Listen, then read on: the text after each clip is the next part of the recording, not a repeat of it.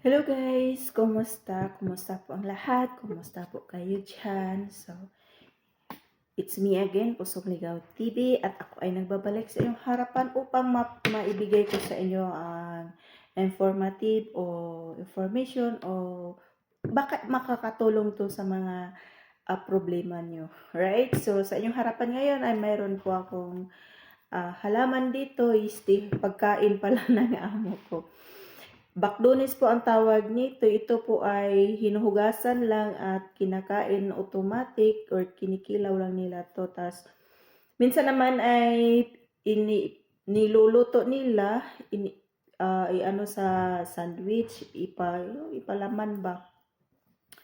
Alright, so naghimo ko aning video karon para ma-share ko yung experience ko dito, kung ano ang mga sikreto ko dito, kung bakit tatagal to. Diba ang dahon is mostly gid sa dahon pag mabutang na sa refrigerator is manglupay-pay na siya, maiba na yung ano niya, yung kulay. So ako lang din na naka-discover nito, no? Kasi iba yung pagkaano sa Kuwait dati at iba dito. So ako lang mismo ang nakaka-discover kung paano or unsay sikreto na ko anong kanang dili siya malanta og dali ba.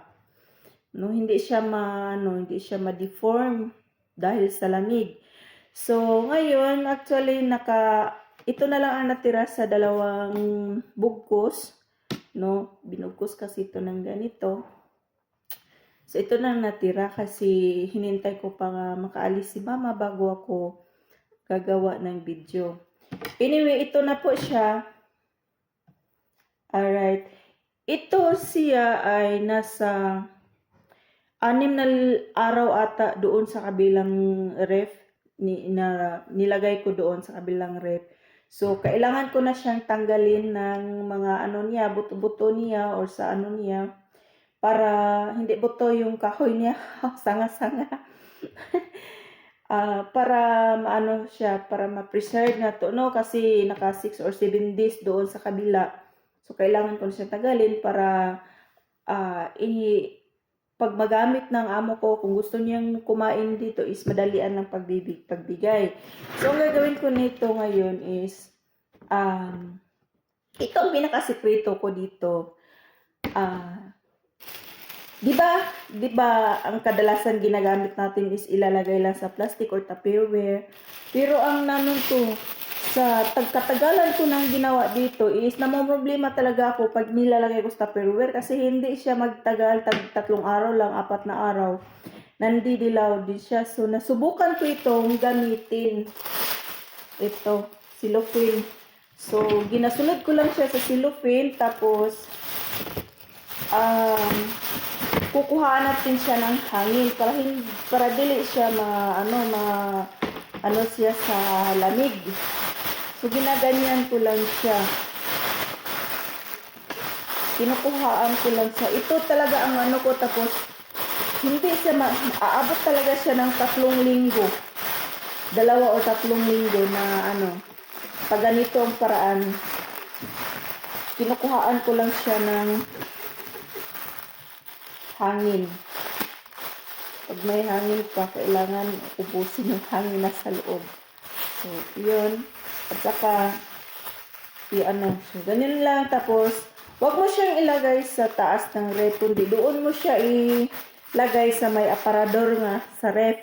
O ref ninyo may aparador o yung malayo sa hangin, kung saan yung may temperature na medyo hindi malamig, doon mo siya itatago. Doon mo siya ilalagay. No? Promise,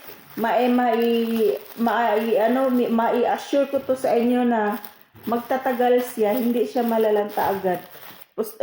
Kasi pag ganito kasi dahon ng siya, lalo na makuhaan na siya ng ganito is magdidilaw talaga siya, lalo na ilagay siya sa mga mas malalamig na area. So, kailangan ilagay siya doon sa medyo warm lang sa refrigerator ninyo.